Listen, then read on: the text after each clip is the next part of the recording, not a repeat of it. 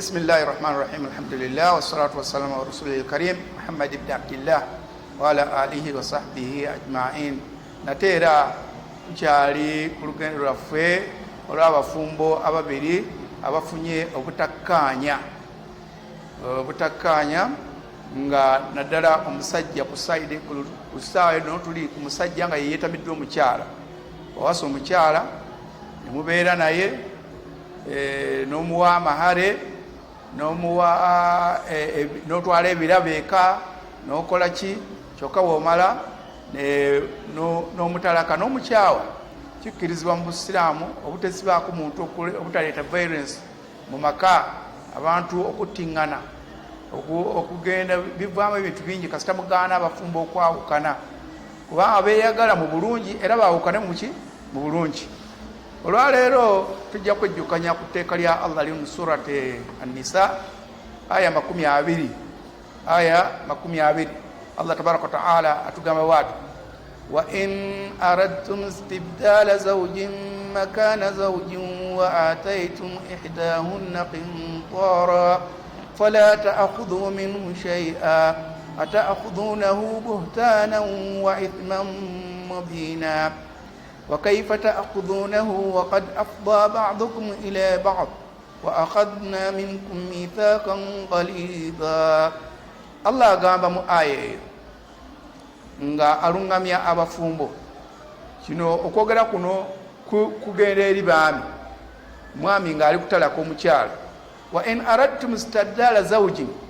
senga omwami ayagala okwawukana n'omukyala agenda awasa omukyala omulala, wa ataitum ihdahunna qintara makana zawji wa ataitum ihdahunna qintara, naye nga ate ono gwoli kutalaka wamuwa obu Allah yagiyita qintara bwe bugagga obuyitirivu, obugagga obuyitiridde.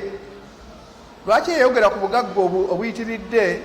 Bwe bagamba obugagga obuyitiridde kiba kitegeeza nti noono eyamuwa akatono naye aba ayingiramu. Kubanga omuntu ebibuuzo byali wadde wali nti senga mba namuwa ennyumba nemuteekerako n'emmotoka nemuteekerako ne ssente nemuteekerako n'eggundi n'ekibanja, wa ataitum ihdahunna qintara, nenteekako n'eggana ly'embuzi oba olugo lw'ente. Allah agamba nti mu mbeera eyo bwe weekyanga ku mukyala nga wamuwasa mwamala okubeera mu kikolwa kyammwe, weegatta naye oba lunaku lumu oba kaseera buseera, gwe kasita omutalaka nga mwamala okwegatta naye, yadde luba lunaku lumu oba kaseera buseera, naye neweekyanga. wa ataitum ihdahunna qintara, kyokka n'obanga wamuwa ebyobugagga biyitirivu, omukyalo oyo namusaamu ssente, amahale namuwa ekkalina, nemusizaako ekibanja, nemusizaako essente, nemusizaako emmotoka. Allah agamba nti fala ta'khudhu minhu shay'an, mwebyo wamuwa olw'okuba gwe wamukyaye togeza kumuggyako kintu n'ekimu, togeza kumuggyako kintu n'ekimu mwebyo wamuwa. Ata'khudhunahu, Allah ayongera okukkaatiriza ensonga eyo, muyinza mutya okubaggyako ebintu byabwe ng'ate okubibaggyako buhtanan, ebyo oba ovuddewo nekkolime n'ekizibu ky'oba oleese, wa ithman mubina, era ovaawo n'ezzambi ddene nnyo mu maaso ga Allah tabaraka wa ta'ala. Omukyala gw'otalase tokkirizibwa kumuggyako kintu mu bintu ebyo bye wamuwa,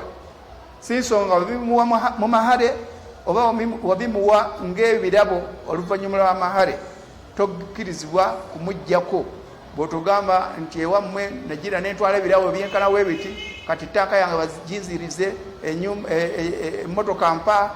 ekyapa kyange kimpe, olw'okuba gwe wamutalaka tokkirizibwa kumuggyako kintu kyonna. Allah yayogedde mu surati An-Nisa agamba nti wa kaifa ta'khudhunahu, muyinza mutya okubaggyako ebintu byonna. Ayogera n'abakkiriza waqad afda ba'dukum ila ba'd, ng'ate olina ebirungi buli omu yamala okweyambulira munne n'amuteera omukwano, buli omu yateera munne omukwano gwe ate buli omu n'agolozaako kiva kuki ate ebyo byonna byowaayo wali osasulira ekyo ate wamala okugira ki okukituukako wa akhadna minkum mithaqan ghalidha ate nemukola n'ekirayiro ekiragaana ekikakali mu maaso g'abantu nga babalaba nti okkiriza okufumbirwa omuwala wa gundi okumuwasa muwala wa gundi naawe okkiriza okufumbirwa mutabani wa gundi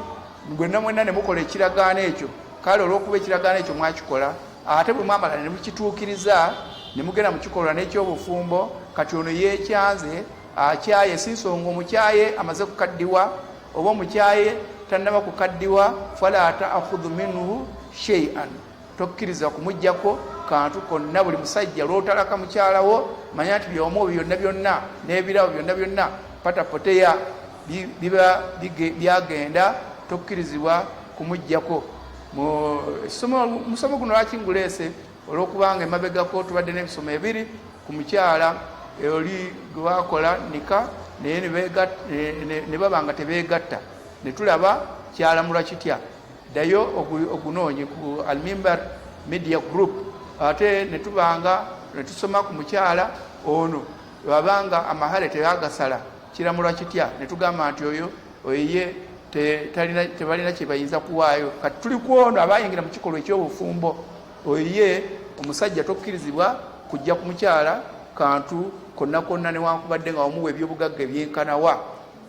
nsonga mu lukujjukujju oba mu kooti y'obusiraamu teri agenda kukuwa kintu kyonna okujjako omukyala bw'aba yeekubye mu kifuba mwennyini omukyala nga yeeyagalidde n'agamba nti yadde nga ntalase ate kati yamala n'ayavuwala wali yampasa nga mugagga ate bambi musajja wattu antalase ninze musinga ebyenfuna kamuweeyo okwo ebirabo tebigaanibwa nga Allah bwe yatugamba mu tteeka liri nti wala tansawu al-fadla bainakum eriteeka lyali yogera n'abafumbo bonna nti temwerabiranga obulungi obwaliwo wakati wammwe omuntu gwe mwawukanye naye musigale nga mukyalinako ekibagatta gwe mukwano ogwo gwe mwalina togwerabiranga teguva mu memore yo tokkirizibwa kujja mu memore yo embeera gye mwayitamu ne mukyalawo olubereberye tusaba Allah tabaraka wa taala atugase n'ebyo twongere okwagala Al-Mimbar Media Group tugiraikinge buli kaseera konna wewasizaayo ekipya twongere okugasibwa mu ddiini yaffe. Assalamu alaikum warahmatullahi wabarakatuh.